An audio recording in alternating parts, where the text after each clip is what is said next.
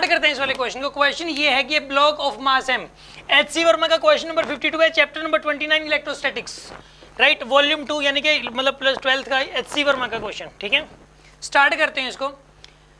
A block of mass m containing a net positive charge q, एक block है और इस ब्लॉक का चार्ज क्यूब है, right, is placed on a smooth horizontal table, ये smooth surface है नीचे वाला। ठीक है, ये छोटी छोटी बातें दे जाता है हर लाइन के अंदर, वो छोटी छोटी बातें जो है ना आपको माइंड में सेट करनी है। कहीं ना कहीं उन वो जो बातें हैं ना वो ध्यान से हम पढ़ते नहीं है और वो जो क्वेश्चन है वो हमसे सोल्व नहीं होता है, गलत हो जाता है। ठीक है ना, which terminates in a vertical wall edge in the figure, ये वाला जो स्मूथ हॉरिजॉन्टल सरफेस है ये खत्म हो जाता है यहाँ पे एक वॉल लगा दी यानी कि यहाँ पे इसका एंड हो गया, राइट। टर्मिनेट होना यानी कि एंड होना। The distance of the block from the wall is d, ये जो ब्लॉक शुरुआत में जहाँ रखा हुआ था वहाँ से लेकर वॉल तक की जो डिस्टेंस है वो d है, right. A horizontal electric field E towards the right is switched on, इस तरफ एक इलेक्ट्रिक फील्ड मतलब पहले तो ये रेस्ट में रखा हुआ है, ठीक है ना, पहले ये वाला जो है ना चार्ज रेस्ट में रखा हुआ है और एक E का इलेक्ट्रिक फील्ड स्विच ऑन कर दिया इस तरफ, right. Assuming elastic collisions, find the time period of the resulting oscillatory motion. Assuming elastic collision, elastic if नहीं, देखो इसने क्या किया, अगर कोई इसने क्या कहा है कि अगर कोई कोलिजन हो रहा है तो आप उसको इलास्टिक मान लो, परफेक्टली इलास्टिक मान लो। परफेक्टली इलास्टिक का मतलब है कोई एनर्जी का लॉस नहीं होगा। मतलब ये दीवार है जैसे, इससे अगर मान लो जिस भी स्पीड से ये टकराया उसी स्पीड से रिबाउंड हो जाएगा ये। मतलब अगर ये सपोज v नोट की स्पीड से टकराया तो v नोट की स्पीड से ही रिबाउंड होगा। परफेक्टली इलास्टिक कोलिजन का मतलब ये वाला होता है, ठीक है ना। परफेक्टली इलास्टिक कोलिजन मतलब एनर्जी का लॉस नहीं होगा, सीधी सी बात है, ये माइंड में सेट कर लो, कई जगह आता है परफेक्टली इलास्टिक कोलिजन, ठीक है। Assuming find the time period of the resulting oscillatory motion, आपको इसका टाइम पीरियड बताना है। ऑस्किलेटरी मोशन बोला है, is it a simple harmonic motion, नहीं, ये एसएचएम नहीं हो सकता, ये एसएचएम हो ही नहीं सकता। क्यों नहीं हो सकता? क्योंकि एसएचएम में देखो क्या होता है, लेफ्ट एक्सट्रीम होता है, राइट एक्सट्रीम होता है, मीन पोजीशन होता है, इसमें तो ऐसा कुछ लग ही नहीं रहा। इसमें क्या, और उसमें ना एकदम से इंस्टेंटली वेलोसिटी एकदम से बहुत ज़्यादा होती है, एकदम से मतलब डायरेक्शन कभी नहीं पलटती है एसएचएम में। इसमें तो देखना एकदम से ना मतलब किसी स्पीड से टकरा रहा और एकदम से डायरेक्शन पलटेगी इसके अंदर, तो ऐसे एसएचएम में कभी भी नहीं होता। तो इस प्रकार ये एसएचएम तो नहीं है। हाँ, ये ऑस्किलेटरी मोशन जरूर है। तो फर्क क्या है ऑस्किलेटरी मोशन में और एसएचएम के अंदर? ऑस्किलेटरी मोशन वो होती है जो अपने पाथ को बार बार रिपीट करे और इक्वल इंटरवल ऑफ टाइम में रिपीट करे और एक लीनियर पाथ पे चले। ऑस्किलेटरी मोशन की तीन खास बात होती है। ठीक है, अबाउट द ऑस्किलेटरी मोशन लिख रहा हूँ सबसे पहले मैं, अबाउट ऑस्किलेटरी मोशन।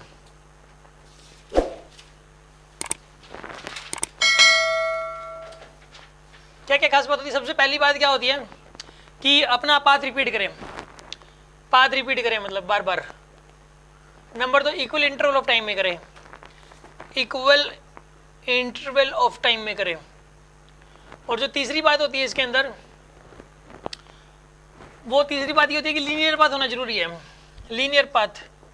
ठीक है, एक लाइन कह लूँगा ऐसा हो तभी ऐसा होगा, एक लाइन कह लूँगा ऐसा होना चाहिए, ठीक है। ये तीन बातें हैं। अच्छा, अब सुन लो अगली बात, एसएचएम। फिर एसएचएम क्या होता है? एसएचएम के अंदर भी ये तीनों बातें तो होती ही हैं, ये तीनों तो होती हैं, एक्स्ट्रा बात भी होती है उसके अंदर। एसएचएम के अंदर क्या होता है, कंडीशन और आ जाती है, F is directly proportional to -x, ये एक्स्ट्रा कंडीशन आ गई, ठीक है ना। अगर ये कंडीशन लिख दी इसका मतलब इसमें सब कुछ होगा, वो मीन मतलब बनेगी, लेफ्ट एक्सट्रीम राइट एक्सट्रीम सब कुछ बनेगा फिर, ठीक है, अगर ये कंडीशन दे दी तो।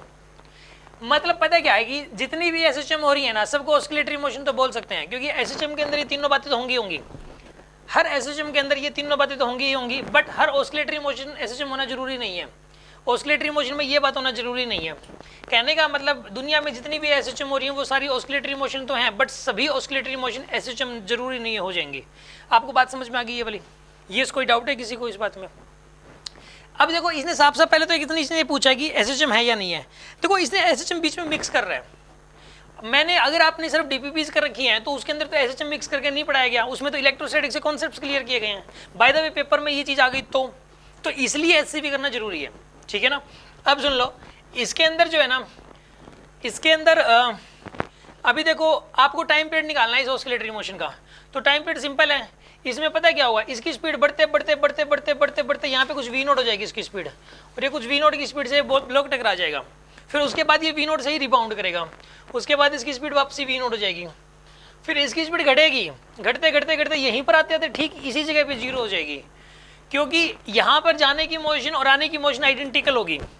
यहाँ पर जाते वक्त एक्सेलरेशन हो रहा है, पता है कितना एक्सेलरेशन है? फोर्स लग रहा है इसके ऊपर क्यू ई का, और एक्सेलरेशन हो रहा है बताइए क्यू ई बाई एम का, यहाँ पे एक्सेलरेशन है क्यू ई बाई एम का, तो क्यू ई बाई एम से ही एक्सेलरेट करेगी और फिर उसके बाद इसकी स्पीड वी नोट हो जाएगी, टकरा के वापसी रिबाउंड करेगी वी नोट से, फिर इसकी घटते घटते घटते घटते वापसी जीरो हो जाएगी, क्योंकि ना इसमें रिटार्डेशन होगा क्यू ई बाई एम का ही, फिर से उतना ही रिटार्डेशन होगा, जितना एक्सेलरेशन था उतना ही रिटार्डेशन होगा, मतलब आने की मोशन, जाने की मोशन और आने की मोशन बिल्कुल आइडेंटिकल होगी, सिमेट्रिकल होगी, राइट। तो जो टाइम भी इक्वल लगेगा, मतलब जाने में जो टाइम लगेगा आने में भी उतना ही टाइम लगेगा, तो आप सिर्फ जाने का टाइम निकाल लो और उसका डबल कर देना। और इसके अंदर देखो यूनिफॉर्म एक्सेलरेशन है, ठीक है ना, ये एक्सेलरेशन कांस्टेंट है। ये बात कैसे कह सकते हो, देखो एक्सेलरेशन है क्यू ई बाई एम, यहाँ पे चार्ज कांस्टेंट है, इलेक्ट्रिक फील्ड कांस्टेंट है, मास कांस्टेंट है, सब कुछ कांस्टेंट है, तो एक्सेलरेशन कांस्टेंट हो गया। और अगर एक्सेलरेशन कांस्टेंट है तो इक्वेशन ऑफ मोशन लगा सकते हो टाइम निकालने के लिए।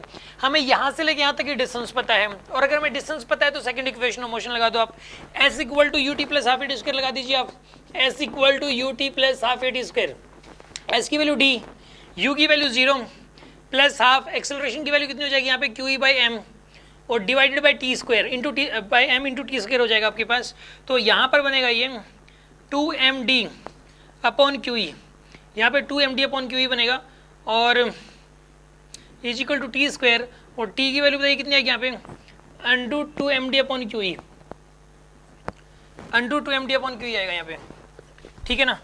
और अब आप इसका डबल कर दोगे आप इसको, ठीक है ना, तो टाइम मतलब जो टोटल टाइम लगेगा, टाइम पीरियड पूछा इसने जैसे, तो जो टाइम पीरियड आएगा इसका डबल आ जाएगा, तो टाइम पीरियड आएगा 2 times of root 2md upon Q E, this is the answer, ठीक है।